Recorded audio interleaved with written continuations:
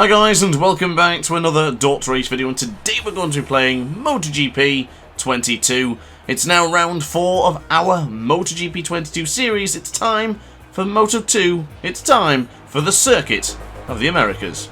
So introductions done, it's now time to look to the red lights, and away we go.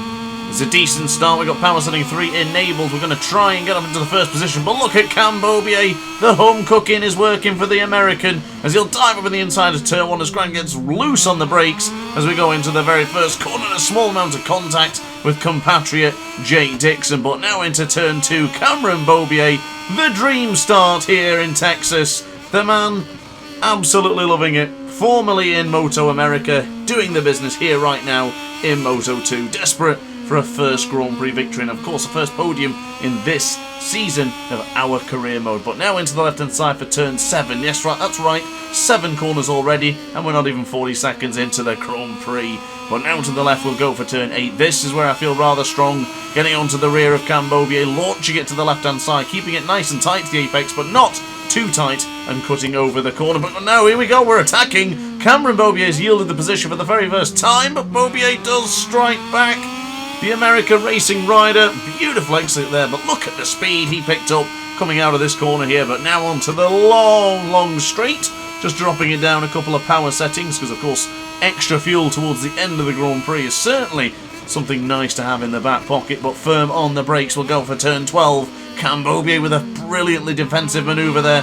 Jake Dixon still looming large in third position. A crasher has come from behind, but I can't quite see who it was right now. But Grant looks to take the lead into the right-hander of turn 14. Bobier's the inside line. Goodness me.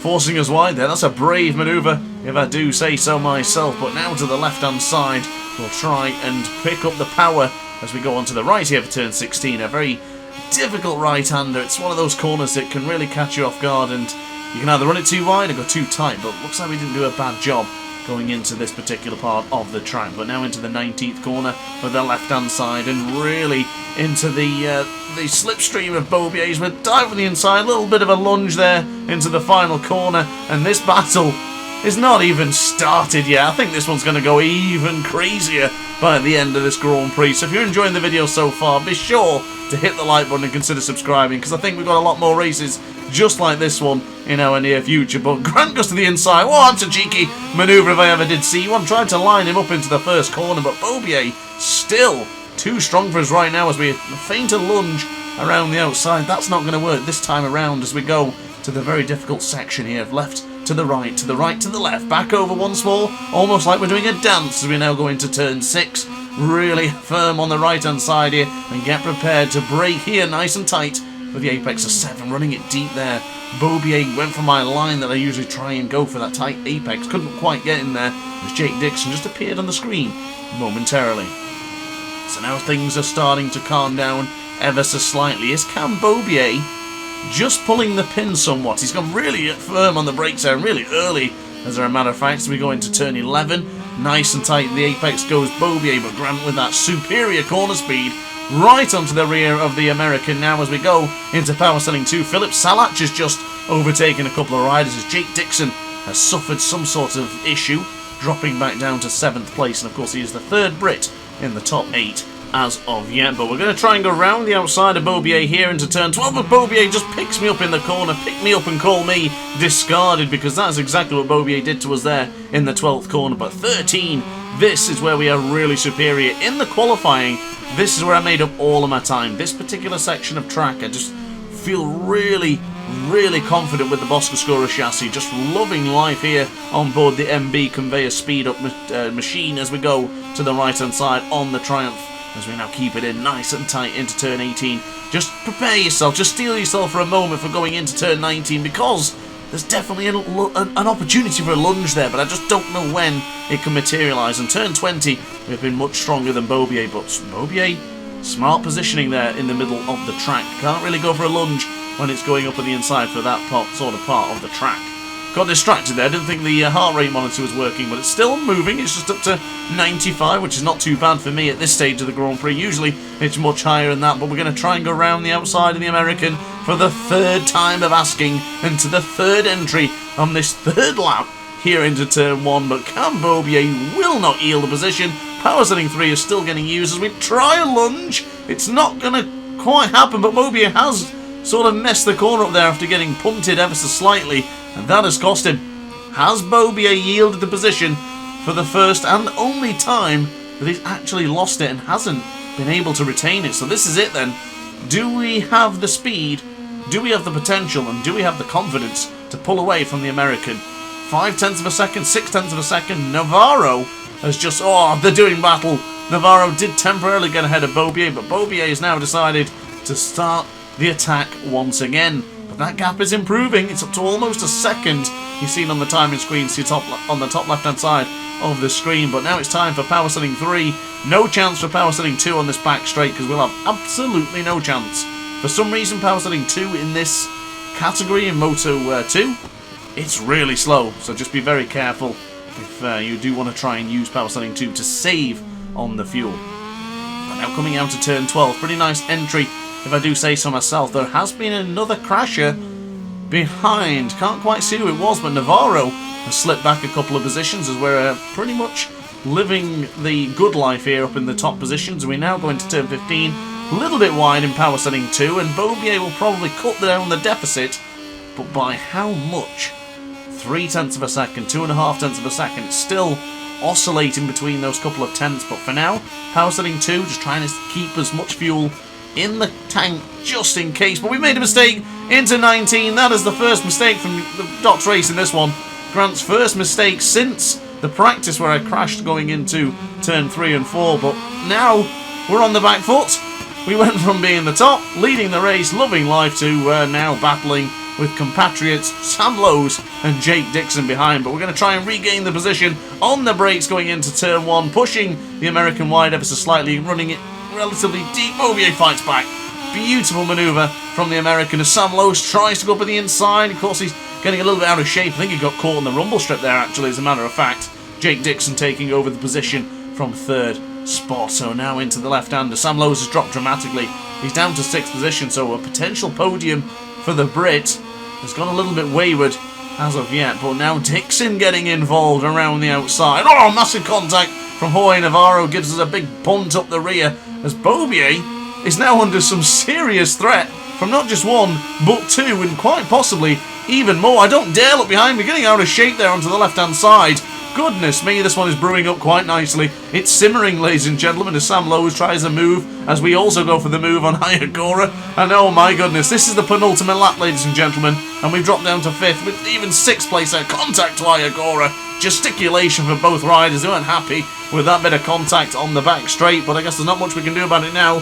Just wait for the heart rate monitor to skyrocket any moment now, as we're going to try and regain some positions, this time on Sam Lowes, diving over the inside, beautifully done. Oh, Sam Lowes took the front, a little bit of contact there, but I don't think that was really my doing. I was just trying to slip on the inside, and I did technically have the inside line, so yeah, Sam, that's on you, mate. That's definitely on you. So now into the braking zone for turn 15. One more incredible lap here in the USA. One more. Now, I'll be honest with you, I didn't have much hopes for this particular Grand Prix. I thought it'd be good, but I did not think it'd be this tight and twisty, as Nico Antonelli is the fastest man on circuit right now. Don't know where he's circulating on track, but he is the fastest man at this point of the Grand Prix. But I'm very curious to see what the lap time's going to be as we dive on the inside of the Flexbox HB40 rider. Not Aaron Canet this time around, it's Jorge Navarro, and across the line, it's going to be Cam Beaubier, then Jake Dixon. Jake Dixon fancies this one. He's already seen his countrymen win at least one Grand Prix this season and take 3 podiums. He wants to do the same, so let's see what he can produce in this final lap. But already diving with the inside, he has lost the position to Grant, as that was a stunning move, if I do say so myself, as we now launch it to the right-hand side for turn 2. Cam Beaubier is still ahead, but he's not getting away. We've got this in this section as we went a bit heavy on the rear brake there. I have to be a little bit careful on that one if we were to do another lap. But of course, this is the final one, ladies and gentlemen. It's all down to this. This is for the rubles. This is to win the USA Grand Prix. The Circuit of the Americas. There's only been one winner, and we came up short last season in Moto 3. Don't want to happen this year, not 2 years in a row, as we go really firm on the acceleration now from turn 9 onwards into turn 10. Just let go of the acceleration ever so slightly as Jorge Navarro, he's teetering, he wants to get involved in this scrap as we go really firm on the brakes, slipping and sliding on the rear into turn 11 as Cam Beaubier will slowly pull away. We have power setting 3. Do we drop it to power setting 2 just to save some more fuel? But I think we should be safe. 0.6 on the fuel, we should be still good here, but this is coming to a close. Oh my goodness, this is really going to kick off now. Here we go now into my fastest sector of track. Beaubier with a fantastic defensive manoeuvre. That was stunning. I actually thought we were going to get him on the brakes, but here in the right-hander, I'm pretty strong. Position has been gained. Both men are a little bit wide. Grant's off the track. Is that going to be a warning? No warning here as we now go firm on the brakes for turn 15. Just one more incredible sector left of this fantastic Grand Prix. We're killing it on the lap time right now as we go to the right-hand side. Just keep the speed, keep the concentration, and we've got Beaubier! Beaubier's back up in the inside for turn 18. 4 corners remaining, 2 corners remaining rather, as we now go to the left-hand side. Brilliant defensive position for Beaubier. He's going to have the line. There's no way we can get through. Try and pull across to the inside line. Go for the lunge! Oh, but the inside, it's a stunning braking manoeuvre. Turn 20 yields a victory for Mr. Grant, for DrAce. We've got the job done here in USA. What a race. Oh my goodness, right up on the inside, 58,000th of a second is the victory to the number 47. My God, that was intense. So then guys, we win just ahead of Cam Beaubier and Jorge Navarro finishing on the podium, pinching the spot away from Jake Dixon. So a quick peek at the championship standings and you'll see what that's done. We've actually got a 35-point advantage now ahead of Pedro Acosta and 48 points clear from Agora. Aye, Captain. So let's have a look at the team championship, and my goodness, that's still very close. 90 points and Fermin Aldeguer's 8 points puts us just 5 points clear from the Red Bull KTM IO team. Ladies and gentlemen, quite possibly one of my best races in Moto 2, if not the best race in Moto 2 as a matter of fact, but one of my best races in MotoGP 22. I thoroughly enjoyed that. That was absolutely wild. And getting the victory, going into the final corner, making up for MotoGP 22's Moto 3 career mode's disaster in the final corner. We got the job done this time, guys, and I've got to say, thank you very much for joining me. It's been a pleasure to make the video. So guys, if you enjoyed, hit the like button, hit the subscribe button, and I'll see you in the next video. Ciao for now. Oh hi, didn't quite see you there. Good to see you're still here. If this video didn't quite set your appetite, then why not watch some more DrAce content by clicking the video shown on screen now. Furthermore, if you would like to follow me on social media, you can do so now with the links down in the description. Consider subscribing so you don't miss a single DrAce video.